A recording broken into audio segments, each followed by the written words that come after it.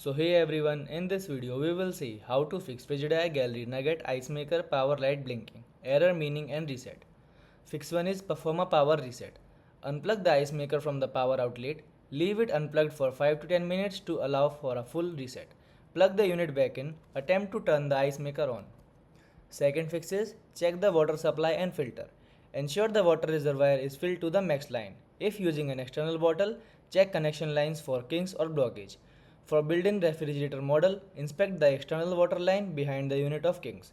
Check the water filter for clogs or if it overdue for replacement. Third fix is clear ice jams. Turn off and unplug the machine. Check the ice maker bin and ejector path. If any ice cube are stuck, carefully break them up and remove them. Wait 5 minutes before restarting the machine. Fourth fix is clean mineral scale.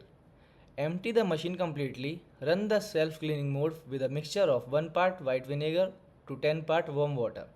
After the cleaning cycle finish, rinse the system roughly with fresh water. Start regular ice production after rinsing. Thanks for watching.